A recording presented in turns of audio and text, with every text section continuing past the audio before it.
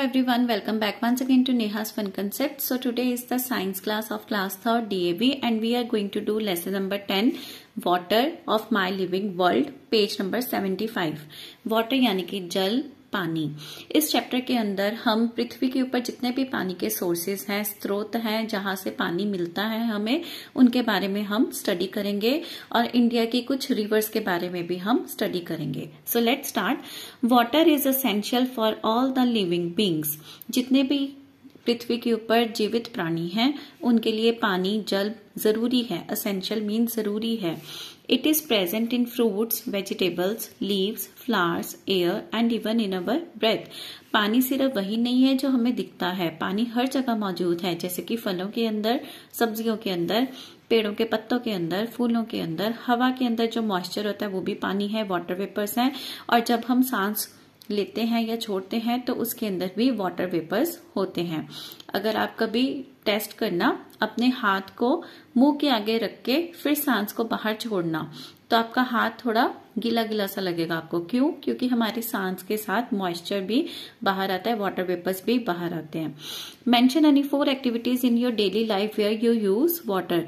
अपनी रोजाना रूटीन में से 4 ऐसी एक्टिविटीज बताएं जहां पर पानी का इस्तेमाल किया जाता है। So you can write bathing, नहाना, वॉशिंग, धोना, ड्रिंकिंग, पानी पीना, क्लीनिंग, साफ सफाई के लिए। ठीक है।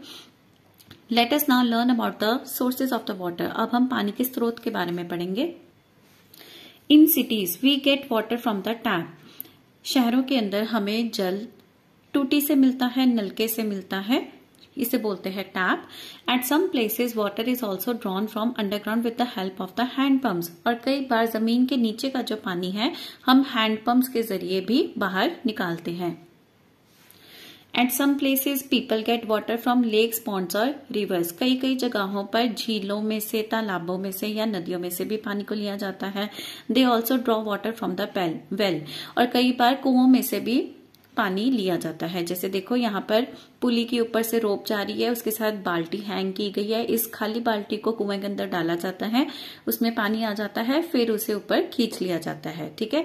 सो यहाँ पर कितने सोर्सेज बता दिए पानी के? Tap, hand pumps, rivers, lakes, ponds and well. Okay, आगे बढ़ते हैं। Sources of water. On the earth, water is present in lakes, ponds, wells, rivers, seas and oceans. पृथ्वी के ऊपर जल हमें कहाँ कहाँ पर मिलता है? झीलों में, तालाबों में, कुओं में, नदियों में, समुद्रों में, महासागरों में। These cover a very large part of the earth surface. इस पानी के स्रोतों ने अर्थ के काफी हिस्से को कवर किया गया है। Do you know about 3/4 of the earth surface is covered with water? पूरी पृथ्वी का अगर 3/4 हिस्सा लिया जाए तो वो पानी से ढका हुआ है। Picnic spots often developed near lakes and rivers. इसी तरह से जो पिकनिक स्पॉट्स होते हैं वो भी कहां पर बनाए जाते हैं? ज्यादातर झीलों और नदियों के पास। क्यों? क्योंकि the water present there is used for boating and for other water sports. क्योंकि वहां का जो जल है झीलों का या नदियों का, उसे तैराकी के लिए या फिर चप्पू चलाती हुई बोट्स के लिए या फिर और तरह तरह की वाटर स्पोर्ट्स के लिए इस्तेमाल किया जाता है। जैसे रिवर राफ्टिंग हो सकता है, बोटिंग हो सकता है, पैडलिंग वाटर के लिए हो सकता है, इस तरह से। ठीक है, आगे बढ़ते हैं। Rivers, lakes, ponds and wells get water mainly from the rain and snow. अब ये जो झीलें हैं या नदियां हैं, तालाब हैं, कुएं हैं, इनके अंदर पानी कहां से आता है? इनके अंदर पानी कहां से आता है? जब बारिश होती है या फिर जो स्नो मेल्ट होती है उसका पानी इन चीजों के अंदर चला जाता है। So here is the picture of a dam. ये देखिए यहाँ पर डैम दिखाया गया है। ओके, आगे बढ़ते हैं। Let us learn more about these 2 natural sources of water. अब हम रेन और स्नो, जो कि नेचुरल सोर्सेज ऑफ वाटर है, कुदरत द्वारा बनाई गई ये 2 चीजें, रेन एंड स्नो, उनके बारे में हम स्टडी करेंगे। रेन यानी कि बारिश, बरसात। You must have enjoyed bathing in the rain. आपने भी कभी बारिश में नहाया होगा, एंजॉय किया होगा। For that you do not need water from the tap और द बकेट। जब बारिश में नहाते हैं तब नल या फिर बाल्टी में से पानी की जरूरत तो नहीं पड़ती। जो आसमान से सीधा पानी आ रहा है उसके अंदर ही हम नहा के एंजॉय करते हैं। You get a natural shower of water from the sky. जो आसमान से नेचुरल शावर आ रहा है उसके अंदर आप एंजॉय करते हैं। देखिए जैसे यहाँ पर बारिश में लोग जा रहे हैं। Rain is the most important natural sources of water. सबसे ज्यादा इंपॉर्टेंट कौन सा सोर्स है? Rain. Lakes, ponds and rivers get water mainly from the rain. बारिश के पानी से ही लेक्स, पॉन्ड्स और रिवर्स को पानी मिलता है। The rivers flow into a sea और एन ओशन। उसके बाद जो रिवर है ये सारा पानी अपने अंदर समेटती हुई कहां तक चली जाती है? समुद्र या महासागर तक। A part of the rain water goes underground. जब बेटा बारिश पड़ती है तब कुछ पानी जो है मिट्टी के अंदर से सीप जाता है, अंडरग्राउंड चला जाता है वह पानी। This is called the ground water. Ground water is used by plants for the growth. और ये जो जमीन के नीचे पानी चला जाता है इसको बोला जाता है ग्राउंड वाटर या अंडरग्राउंड वाटर, ठीक है। और ये जो पानी है वे पौधे वगैरह इस्तेमाल कैसे करते हैं? अपनी जड़ों से उस पानी को चूसते हैं और अपनी ग्रोथ के लिए इस्तेमाल करते हैं। People draw it from wells और by using the hand pumps. इसी तरह से कुओं के अंदर जो पानी होता है वह भी ग्राउंड वाटर होता है। और हैंड पंप्स के जरिए जो नलका गेड़ते हैं ना, ऐसे हाथों से नलका गेड़ते होते हैं, उसको बोलते हैं हैंड पंप्स। तो उनसे भी जो पानी आता है वह भी कौन सा होता है? Ground water. तो दो चीजों से ग्राउंड वाटर बाहर निकाला जाएगा, from the wells and hand pumps. Okay, ये क्वेश्चन आपको अनलिस्टेड आ सकता है और ये भी आ सकता है ग्राउंड वाटर क्या होता है, ठीक है। आप इसको अच्छे से कर लेना। नेक्स्ट है, in many places the river water is purified for the drinking purposes. अब जो रिवर वाटर है उसको हम पहले प्योरीफाई करते हैं। प्योरीफाई का मतलब उसके अंदर से जो भी कीटाणु वगैरह है, बैक्टीरिया वगैरह है, उनको खत्म किया जाता है, जैसे कि आरओ वगैरह में होता है।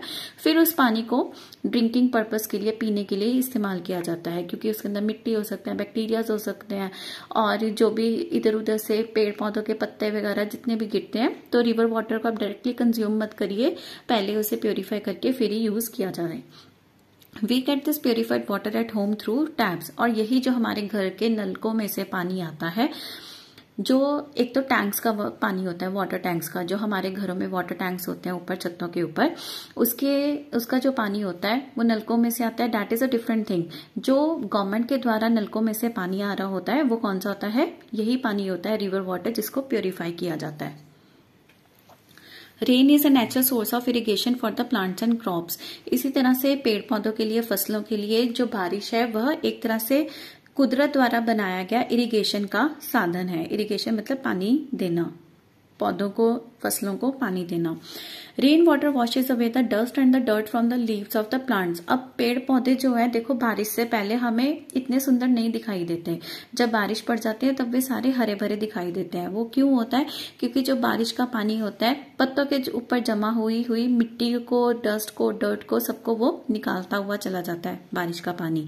तो उसके क्या होता है? Plants look greener, fresh and more beautiful after a rainfall. बारिश के बाद जो प्लांट्स हैं वे ज्यादा हरे भरे, फ्रेश और सुंदर दिखाई देते हैं।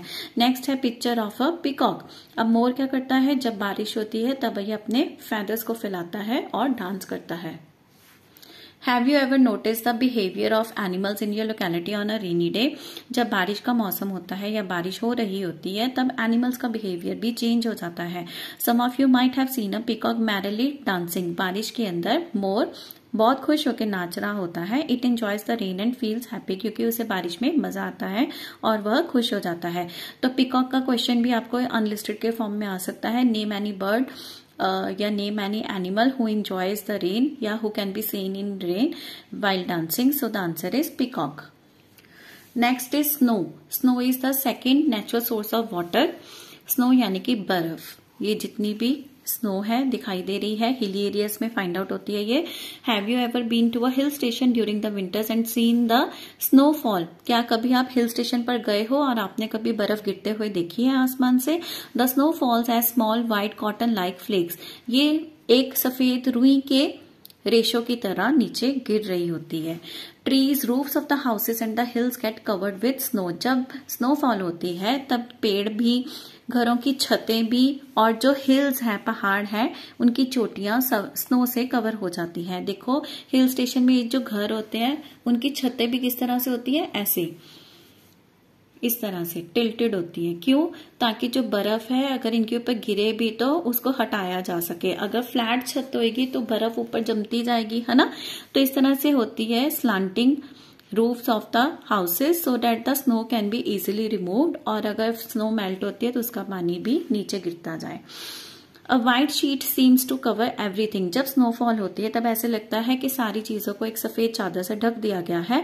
It is a beautiful sight indeed, और वह देखने में भी बहुत अच्छा लगता है। Snow is a major natural source of water. In winters there is normally heavy snowfall on the mountains. सर्दियों में ही ज्यादा हैवी वाली स्नोफॉल होती है माउंटेन्स के ऊपर। During summer a part of the snow melts and changes into water. जब गर्मी होती है, जब सूरज की किरणें तेज पड़ रही होती है इस बर्फ के ऊपर, तब बर्फ का कुछ हिस्सा मेल्ट हो जाता है और पानी में कन्वर्ट हो जाता है। This water flows down the mountains into the rivers and the lakes. फिर ये पहाड़ों से नीचे बहता हुआ मेल्ट हुआ पानी नदियों में या झीलों में चला जाता है। Next is the rivers and the seas of India. There are many places which are located on the bank of a river. अब देखो नदी के किनारे बसे हुए इंडिया में बहुत सारी जगहें हैं, बहुत सारे शहर हैं, जैसे कि Banaras, Kashi. Okay, write the name of a place which is also located on the bank of a river. Also name the river.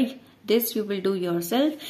Now do you know the longest river of the world is the Nile in Egypt? Do you know वाले जितने भी boxes होंगे उनको आपने thoroughly learn करना है.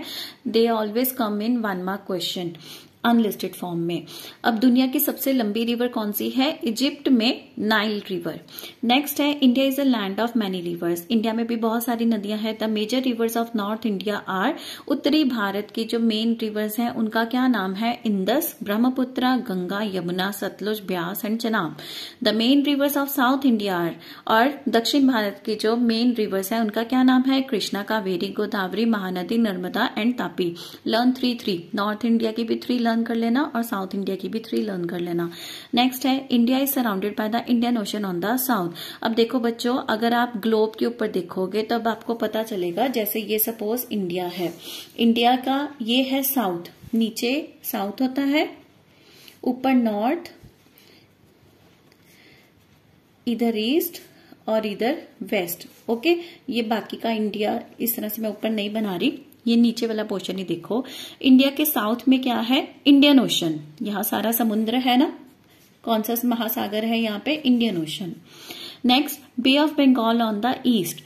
East वाली side यहाँ पर क्या है? बे ऑफ बंगाल, जिसे हिंदी में बोला जाता है बंगाल की खाड़ी.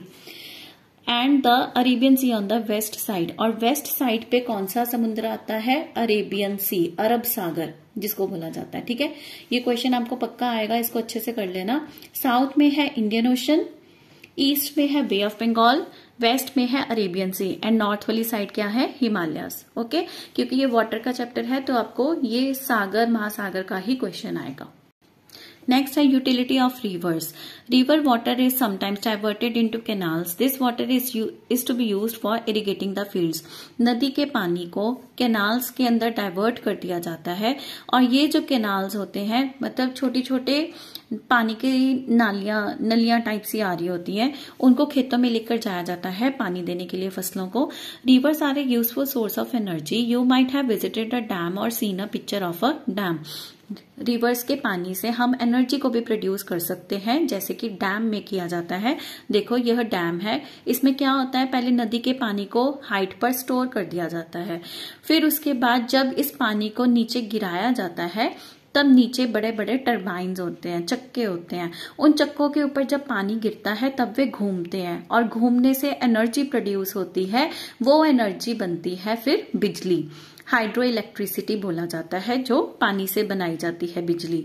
Do you know the electricity generated by using the water is called hydro electricity. Hydro means water. Write the name of a dam and the river on which it is located. So the dam name is Bhakra Dam and river is Satluj. A dam stores river water in it. This stored water can then be used to generate electricity. For this it is made to fall from a height. एक dam के अंदर नदी का पानी store किया जाता है, उस स्टोर किए गए पानी से इलेक्ट्रिसिटी को बनाया जाता है, और इसके लिए पानी को एक ज्यादा हाइट से नीचे फेंका जाता है. नेक्स्ट इज की words. Dam, a place where a large amount of river water is stored. Groundwater, water present under the surface of the earth. Irrigation, watering the crops. These keywords I have already explained in the chapter. So for this video, the content is clear up to you. And in the next part of the video, we will do the back exercise and the question answers. Stay tuned to my channel. Bye bye. Happy learning.